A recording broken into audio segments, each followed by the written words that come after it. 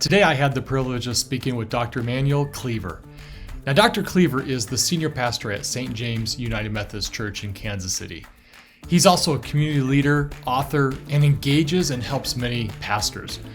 We took some time to dive into how their church is responding to the effects of COVID and how that is affecting local families and how their church is making a difference. We also dove into the racial issues and how he and the church are responding, and what the future looks like for their church. I'm really excited for you to learn from Dr. Cleaver. Well, Emanuel, thanks for joining us today. Glad to have you on the podcast. Glad to be here. Thanks for the invitation. Yeah, I'm really excited to talk with you about your church and what's been going on with the church since kind of COVID broke and how you guys have responded. And so looking forward to learning. If you kind of look at what things, back in March, April, February, March, April, we had to just change and shift and do everything online. And were you guys prepared for that, or was it one of those things where just shifting online was a challenge, or what happened there? Well, thankfully we had been streaming online for about 5 years, maybe a little longer than that. Okay. We've been streaming. So it wasn't that big of an adjustment, except for those who did not have internet and who were not used to worshiping online. So for some, it was an adjustment. But we were able to keep having worship without any stops. Good. So now we're in September now, almost creeping into October.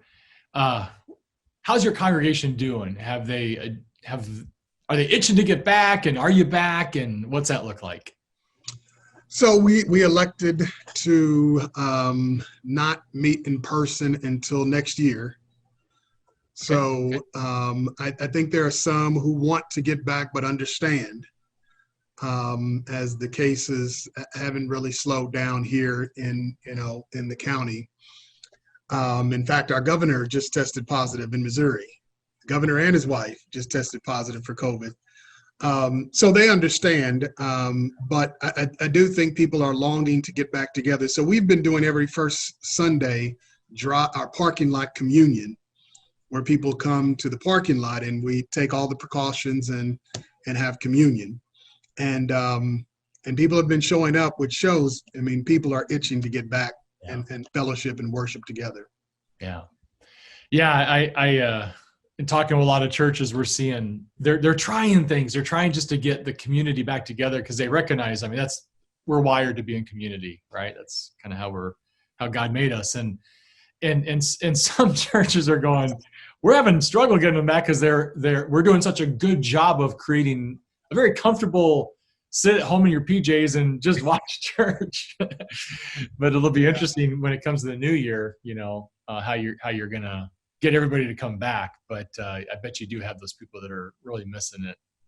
Yeah, I do think it'll be a challenge for some because they are accustomed to watching, joining worship in the bed, in their pajamas. My wife is even worshiping. She's on the treadmill. And so it's just, it's become a different sort of thing to get to. It may be a challenge to break people out of that habit. Yeah. For our family, we're now going to start going back to church because we can, but we've taken the opportunity because we have two teenage boys. So we've taken the opportunity to watch and then talk. Let's just kind of let's not run into our bedrooms or go our different routes. Let's stay together and just huddle as a family and talk about what we learned and be challenged by it. So I think hopefully that's happening with families as well. Yes. Yeah. So we're starting, we started off like that. We sort of got lost track. And so this Sunday we're coming back. We'll worship at 9:00. And then people can break to their growth groups. We have growth groups and Sunday school classes after worship on Zoom. So, so people will, family members go to their respective classes after that. Yeah, that's great. Yeah, I think you have to, as a leader, you kind of have to figure out how you navigate this uncharted territory, like it's not been done before. So I'm sure it's a challenge for you to keep the flock somewhat focused. Yeah. Yeah. So, what else have you guys done in terms of helping the community? I know you're stitched to the community. You guys are a big support to the community, but what's some stuff that you guys have been doing that other churches could learn from?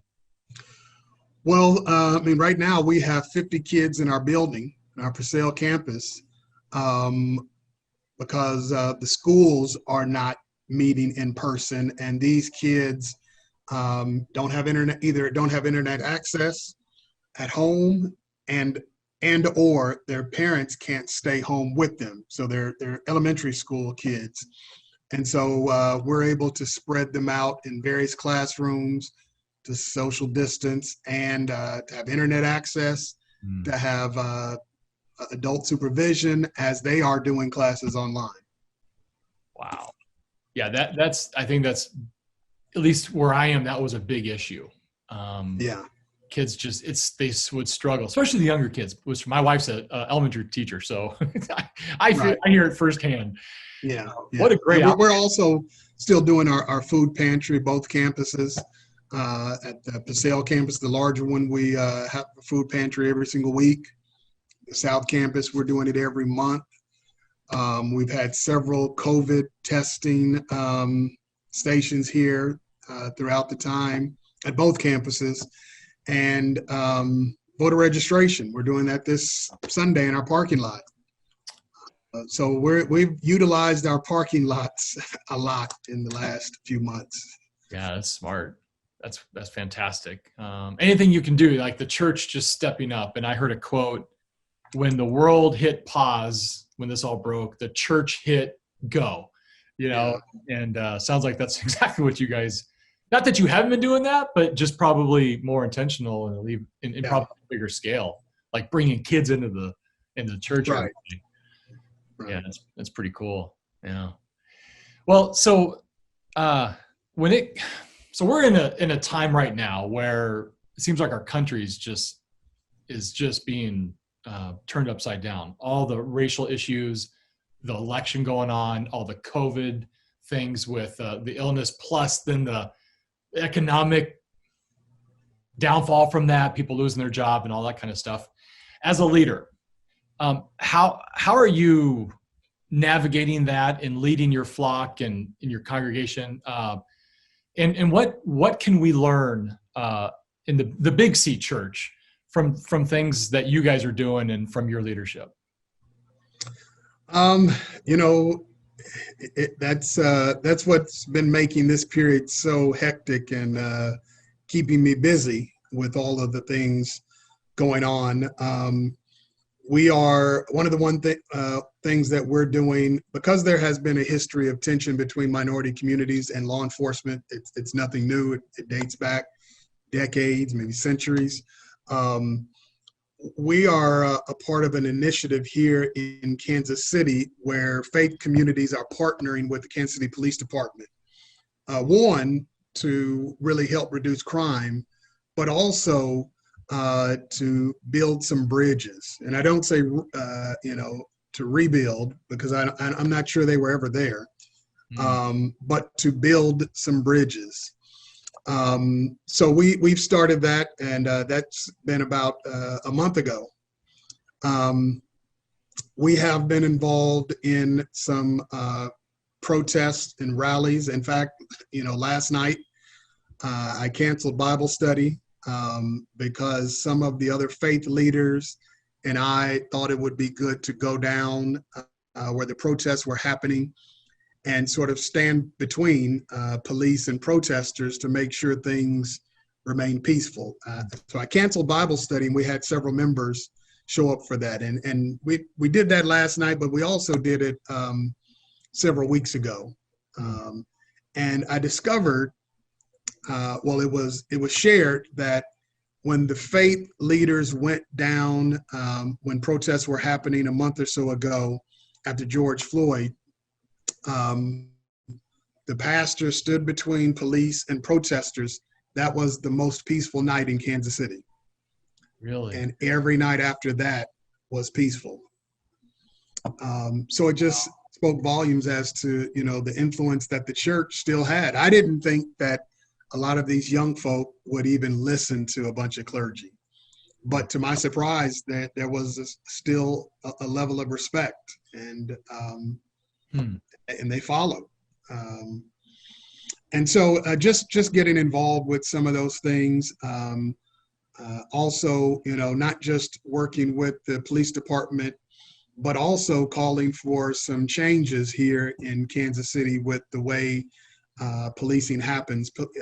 Kansas City is the only major city in the country that doesn't have local control of its police department. The police department in Kansas City is controlled by the state. The only major city in the country like that.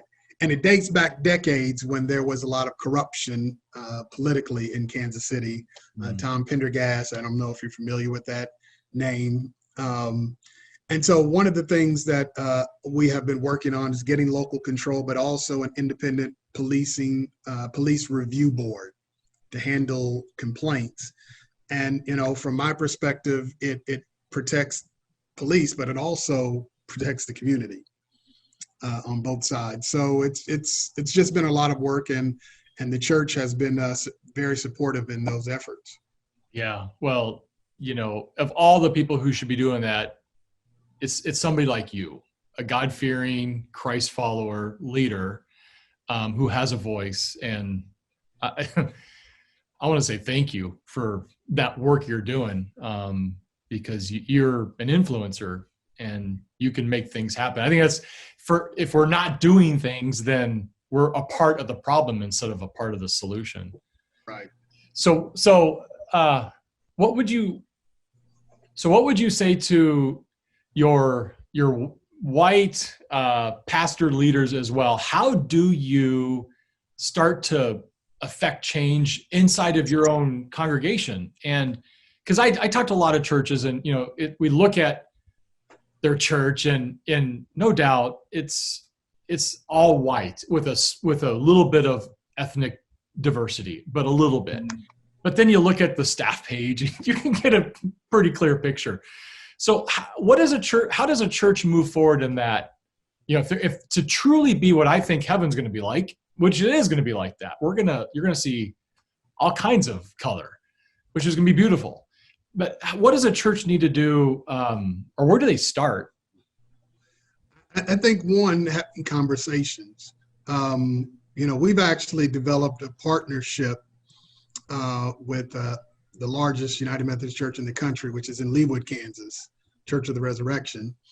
And we developed a group called the Allies for Racial Justice, where there's 6 members from Church of the Resurrection, 6 members from St. James, and they are working, and they've been doing a lot of work over the last few years, one, to bring our congregations together, where, we have been worshiping with them. They worship with us. I actually just preached over at Church of the Resurrection maybe a month ago. Adam Hamilton, the pastor there, has preached here. Really just to have conversations and get to know one another. And, the way it all began, it was after, I think, Philando Castilla, and Adam Hamilton and I sat down and had a conversation about our experiences with race. We did that in front of the congregation. And the way we did it is no St. James person could sit with St. James person. You had to sit with someone from Resurrection. And we did that intentionally as everyone was coming in. Yeah. So Adam and I would have a conversation, and then we would invite them to have a conversation.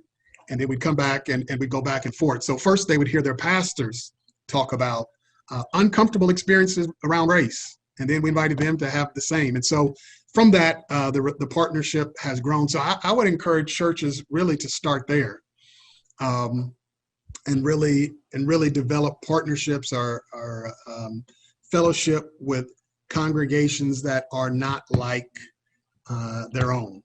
Yeah. And I think you'll see some change, some magnificent differences starting there. I mean, that's just the starting point. Now, if we're trying to build diverse congregations, which, to be honest, St. James is the same. We're predominantly Black with a few non-Black, white, Latino, but it's, it's not diverse. Right. Right. But I think, one, we have to be intentional. So I think staffing plays a key role. If the staff is not diverse, I don't know how you would expect the congregation Right. To be diverse. And even looking at language and illustrations that we use in our sermons and material we use for Sunday schools, our growth groups, we have to be intentional. Not all of it will translate to every culture. It's hard work, but no one said kingdom work was going to be easy. No, not at all. And you're not going to accidentally get there, right? Right. Right. You're not going to trip. Oh, here we are. No. Oh, look at it. We're diverse. Yeah. It doesn't work that way. And I even speak into not only a church's website, which is really evident. You can kind of look at a website and go, okay, you just get an idea. Would I fit in there? And so, and I take it a step further. You look at like their Facebook page or their Google My Business profile, which there's all kinds of pictures. And that gives you a clear indication of what that church is about. Some churches don't think about that. But if you want to be, if your goal is to be a diverse community, you got to start acting like that and being intentional about that, and then painting that picture. So people of any kind of color will feel comfortable going, I want to go there. Right.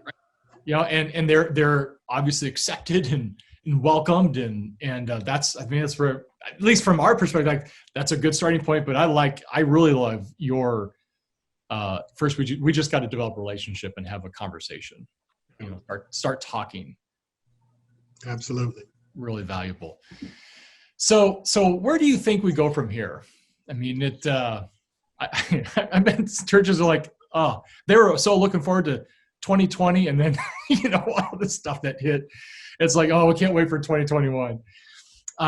And when you think about where you guys are headed as a church and with this relationship that you have, what do you hope for when it comes to like the next year or two or 3 or 5? Well, I think one, and we did have a lot of plans, some big plans in 2020. But I think one, churches, what we're looking at is, do we need to restructure our entire staff the way we're staffing right now? Because I think even when this is all over, whatever that looks like, I don't know that we'll have a bunch of people rushing back to sit, hundreds in a sanctuary together anytime soon. So, I know a lot of churches have already done this. Some call it a digital pastor or online pastor, someone that focuses on an online faith community. I mean, that's something we're exploring because I don't think online ministry is going to slow down anytime soon. And I don't, even before COVID, but I think COVID just accelerated all of it. Yeah. And so really looking at, how do we structure our staff to make sure that we're addressing the folk who are online, because this even before COVID, but especially now, we have people worshiping with us all over the country. So what do we do? How do we stay connected with them? How do we develop an online church community? And I know there are some churches that have done a great job. The first comes to mind is Elevation in North Carolina. I know they've done that, but I think a lot of churches will have to really explore that. So that's one of the big things we've already started talking about. How do we staff for the future? Yeah. Well, and for you to make that really difficult choice to cancel services all the way through the end of the year, on the flip side of that, it's giving you an opportunity and some time to figure out what does ministry look like in 2021? How do we budget for it, staff for it? What are those sacred cows that we're just going to not do anymore? And what are the new things we want to do? And I I know Andy Stanley at North Point has made that decision, and I think it's a pretty smart decision because it allows them to really not have to worry about when are we coming back and just being stressed by that, but going, nope, we're done until the new year. So now let's get to do the hard work of figuring out how we going to relaunch, in Right. 2021. I'm sure you're in that same stage. Yeah, that's what we're planning and talking about right now. What is it going to look like? Yeah. Well, those are some pretty big decisions to make. It's a good thing that you're leading that church and they got the right guy in the spot, even though it's going to be difficult. Yeah, for sure. So, where do you get inspiration from? Like, share with us some books that that you've been reading, or blogs that you kind of tune into, or podcasts. Where do you get your inspiration other than the Bible? Where do you get your inspiration from as you lead? I listen to a lot of hip hop music from the 90s. I like some of the current stuff, but my heart is in the 90s. Yeah, old school. I read a lot of articles, Christianity Today, Ministry Matters, a lot of stuff that Tom Rainer puts out. Just trying to, read and see what a lot of congregations are doing. I spend a lot of time combing through other congregations' websites just to see what they're doing, Facebook pages. I'm of the philosophy, if you don't have to reinvent the wheel, then don't. And I can always learn from other congregations. I read, the first book when I was going into ministry, the first book I read that my father gave me was James Cone, Black Liberation Theology. And, that was the first one. And after that, I pretty much read all of his books. I like to read N.T. Wright, New Testament scholar, Walter Brueggemann. I'm always looking at, what I try to do when I'm reading. I try to read a scholarly, academic book, and then a practical book like church leadership or church growth book, to try to, keep it balanced. And, I'm inspired by a lot of that. But the biggest thing, I'm a part of a clergy group. We call ourselves Shift 180, and we meet every morning via Zoom. With pastors all over the country, 8 of us. We meet via Zoom every morning at 6:30, and everyone each day someone has the responsibility of giving the devotion. We talk about it and pray, and that has been a true blessing. I've gotten so many sermons out of that, so many ideas just from that group. And so that's probably been one of the biggest blessings when it comes to inspiration. Yeah, that's your inner circle in a sense, right? That's that you got to you feed and then get fed. Yes. Yeah, and then the rest of your staff and your congregation, it trickles down to those guys. So that's yeah. And also I actually do something called Mountaintop Time. I wrote a book in 2014 called Pastor on Track.